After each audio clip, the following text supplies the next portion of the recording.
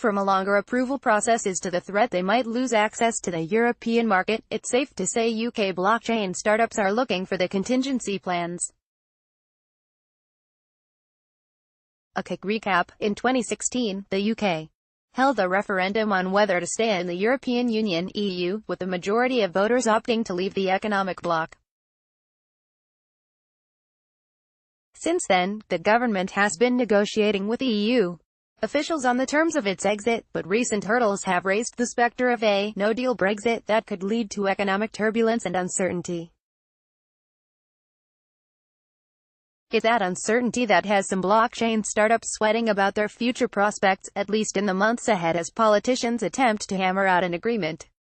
Brexit is a hindrance to everything in the short term, said Jamie McNaught, CEO and founder of Solideye Limited, which is developing a blockchain-based payments platform that uses cryptocurrencies to facilitate money remittances. He told CoinDesk, "It's because all fintech regulation experts and lawyers are busy with so many things at the moment. They wouldn't be busy if the Brexit hasn't happened. In terms of just getting time with people is difficult at this moment. Will Brexit be a hindrance in the mid and long term? That really depends on how successful the Brexit will be." The startup is one of the 4 blockchain companies that were accepted by the UK's Financial Conduct Authority, FCA, for a normally 6-month-long sandbox test in December 2017. Until this July, Solideye was still in the regulatory test, as the whole thing is being held up by some of the requirement is to become regulated, McNaught said.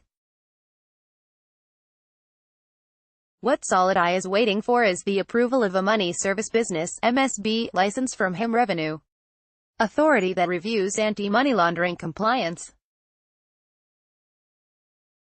Solideye has waited 9 months to get approved for the MSB license, but the process previously took about 5 weeks, and the startup is not the only company in this position according to the FCA, McNaught said.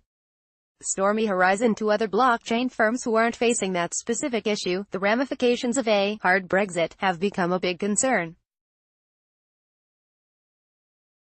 Renat Kasancian, co-founder of EtherRisk, a European firm offering decentralized insurance protocol, expects Brexit will create hurdles for users and developers of its protocol and, therefore, hamper client growth. The company's platform allows providers to build insurance products on top of an open-source infrastructure. But if negotiations around Brexit falter, cross-border market testing will be much harder, and compliance costs for providers will increase, as Kasancian explained. The users of our protocol will be impacted by Brexit negatively because they will need to comply with regulations in the UK and the EU, which will likely go in different directions, Kasancian told CoinDesk.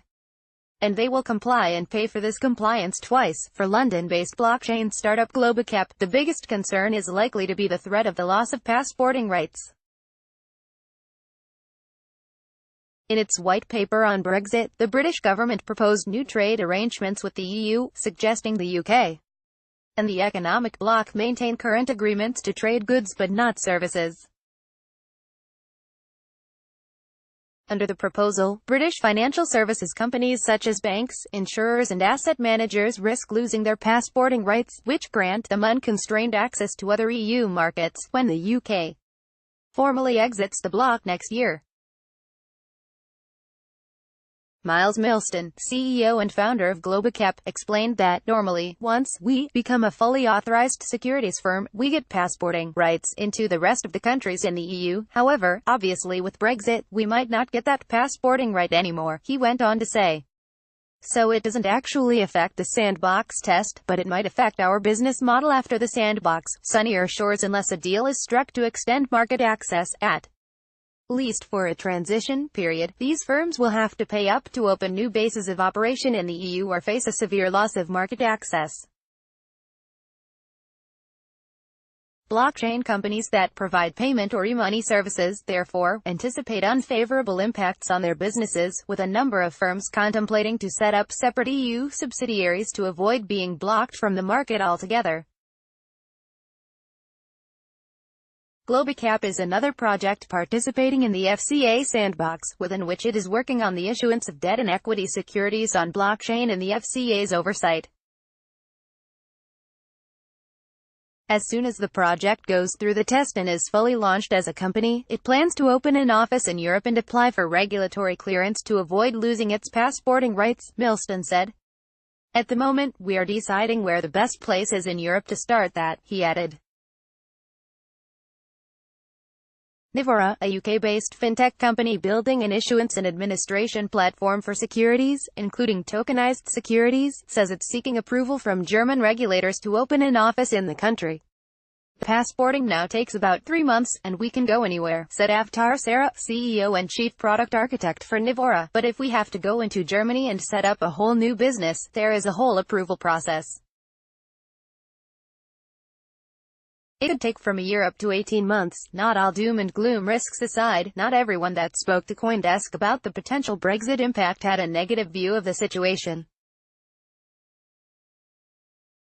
Richard Cohen, a UK-based lawyer at international law firm Allen. The UK will be allowed to come up with a regulatory framework that is much more favorable to fintech companies and become a friendly jurisdiction in which banks can make the best use of blockchain and global opportunities, Cohen argued. Alistair Johnson, CEO of Nuggets, an e-commerce and payment ID platform, also struck a largely positive note, telling CoinDesk that his company has found the UK government to be a supportive partner, and its actions to date, particularly through the FCA, which has sought to include blockchain and distributed ledger startups within its sandbox cohorts, bear out that assertion. The UK is very supportive at the potential of innovation in fintech and technology as a whole, Johnson said. And I think they will also see that as an opportunity to create markets, continue growth and associate with Europe and the world as a whole. It's everything that driving the support. Cracked flag image via Shutterstock. The leader in blockchain news. CoinDesk is a media outlet that strives for the highest journalistic standards and abides by a strict set of editorial policies. CoinDesk is an independent operating subsidiary of Digital Currency Group, which invests in cryptocurrencies and blockchain startups.